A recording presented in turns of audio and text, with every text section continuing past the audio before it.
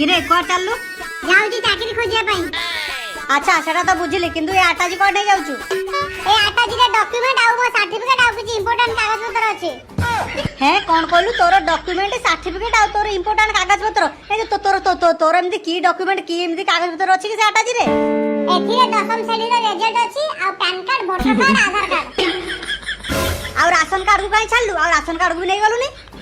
अरे तू जेमती चैन चिकन होई कि आटाजी को जब झुले की जाउनु जे देखिबो कोन भाबियो कहलु एमती माने आटाजी भीतर डिग्री गुला सब भर्ती की अछि देखला आटाजी भीतर कोन अछि गुटे pan card Gute Aadhaar card Gute voter I card आ गुटे दशम श्रेणी सर्टिफिकेट जोथरे कि 276 नंबर मार्क पाइथिलु कुळांगार रे कुळांगार तो मो गुटे लाज नै। देखो बापा मु गुटे शुभ काम रे जाउची चाकरी खोजिया पई प्लीज तोरा घर कर हो ना मते टिके शांति टिके जिया पई दियो। बहु मते तू आशीर्वाद दे मु जेमती जल्दी चाकरी पाई जाए। बाबा काठिया मु आशीर्वाद सब बेले तो संगे रे अछि तू निश्चय सफल हबो। मु भी तो आसी आशीर्वाद मते दरकार नै तुम डेली डेली भीतर को काम कर आ तुम आशीर्वाद कोन हबो। देखिलो तो काठिया बहु रे ए टका देखिलो तो ओहो छाड़ो से कथा हम को चाकरी खोजिया पई जाई छी तबे भगवान को डाको ताको चाकरी केमनी भले भले मिल जाओ। ए स्वीटी ये तो बापा कोडे बोले के पड़न कोन आसिलेनी। अरे बापांकर आज गोटे मीटिंग थिला तो सेते बोते आसे पय लेट होजी तू व्यस्त न आपे एबे आस जिवे। आलो मां स्वीटी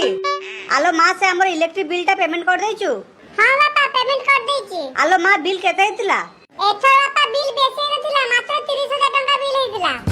आउ मां हम घरे जो माने चाकर बाकर जो माने काम करछन तांग सब पेमेंट ठीक ठाक कर देइछु तो। हां बापा सब सर्वेंट को तांग दरमा रे देइछि टोटल 140,000 टका पेमेंट हेइछि। अच्छा मां तते मु जो मो क्रेडिट कार्ड देइथिली तो पूरा मासर जा जा खर्च करिवु तू सेथुर खर्च करिवु एथर ता बिल केते आस्तिला। जाई के बापा पूर्व मास अपेक्षा मु एई बार सबुट कम खर्च करछि मात्र 60,000 टका खर्च करछि। आउ कोन मो जियो तो बड़ पिला हे गलानी बुझिबार हे गलानी बाप पैसा को देखि जाई खर्च करछि हो मां एई हुला खर्च करिवु बेसी नो 50 60 70,000 टका एई भीतर तू खर्च करिवु ठीक अछि। ठीक अछि बाबा मु चेष्टा करिवि कम रु कम खर्च करिया पई। ये सो मु को 9000 टका चाकरी पई एते खुशी होउतली ये तो खर्च जो हुए मते ताका खर्च अनुसार मते मास को 10 लाख टका इनकम करे पई पड़ियो। अच्छा बाबा तम ना कोन अरे बाबा सुनि पारनो की हेटी बापाटा तम ना कोन ए दीपू बापा डाकुनी सुननु अरे बाबा मौसा ये uncle Ajay sorry uncle sorry it's okay अच्छा बापा तम ना कोन मोना मने पड़ने हां दीपू मोना ये बापाटा ये भारी टेंशन थिला वाला लागु छ तमे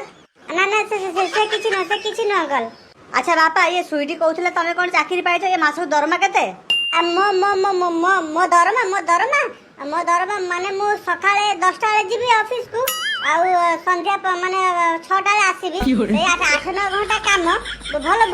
कंपनी हां भल कंपनी सेटा। हां बुझली जे बापा किबे तम दरमाटा केते आ दरमा कहूची जानछि अंकल से कंपनी ना मासु 4टा छुट्टी भी दियंती। अरे एटा तो सामान्य कथा सब कंपनी दियंती किंतु तम दरमा केते कुह हां कहूची मो दरमा ये अंकल मते झाड़ा लागलानी मु जाउची आ को दिन आसीले कहबी।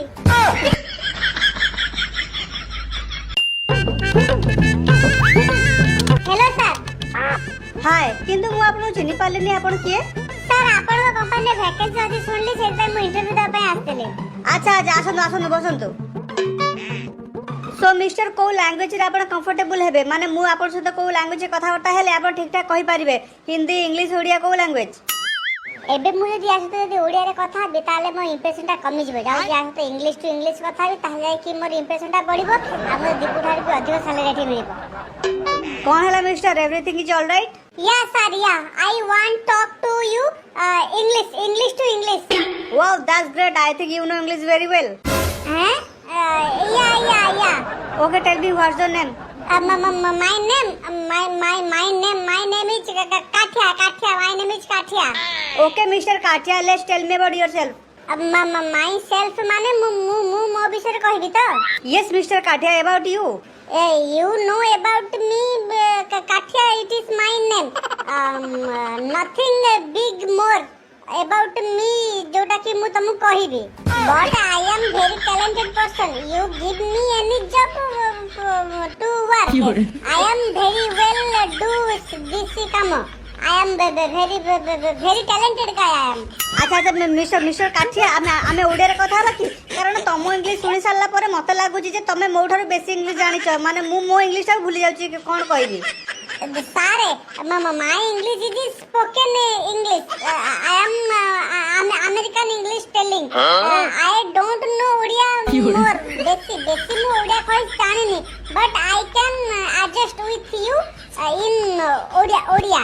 Okay. আচ্ছা মিস্টার কাঠিয়া আপনার হাতের গোটে আঠাজি আছে সে আঠাজিরে কোন আছে কি আটাজিরে মোর সবু certificate degree are very important document তাহলে মিস্টার কাঠিয়া মতে লাগুছি আপন মতে বহুত পাঠ পড়ছতে নাই আপনার পাখে বহুত ডিগ্রি আছে ইয়া আচ্ছা আপন কোন কোন পড়িছন্তি আর আপনার পাখে কোন কোন সব ডিগ্রি সার্টিফিকেট আছে মতে আপন দেখাইলে আচ্ছা স্যার রাস্তায় আসু মো আটাজি চাবি হজি যাইছি স্যার মু এতে পাঠ পড়ছি মো পাখে এতে সব ডিগ্রি আছে যে মো আটাজিরে মু সব চাবি পকাই রাখে কালে কি করে চুরি করে যাব কিন্তু কোন করবি স্যার আজ রাস্তায় আসু মো আটাজিরে চাবি কোডি হজি গলা স্যার মু আপনাকে এবে দেখাই পারিবিনি আচ্ছা বুঝিলি কিন্তু আপন কোন কোন পড়িছন্তি আপনার পাখে কোন কোন ডিগ্রি আছে সেটা তো কোনতু হ্যাঁ মো পাখে তো বহুত ডিগ্রি আছে বিকম বিএ সিএ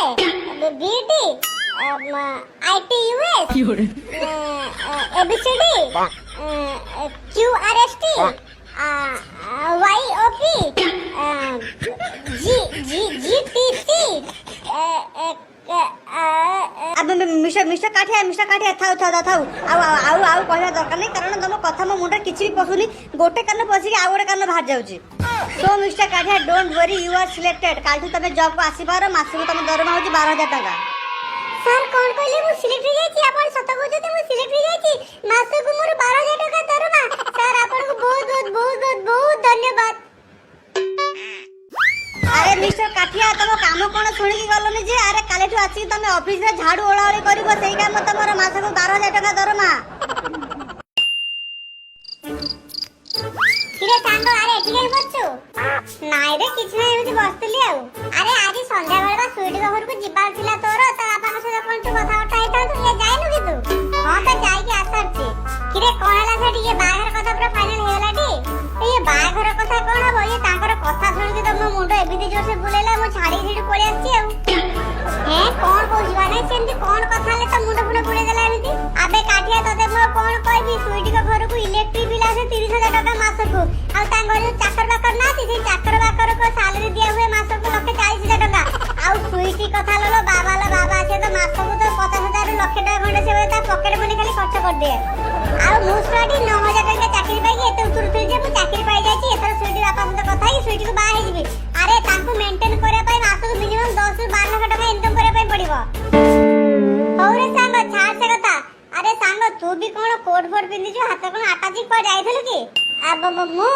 ହଁ ଯାଇଥିଲି ଚାକିରି ଖୋଜିବା ପାଇଁ ଆରେ ଚାକିରି ମିଳିଲା ତତେ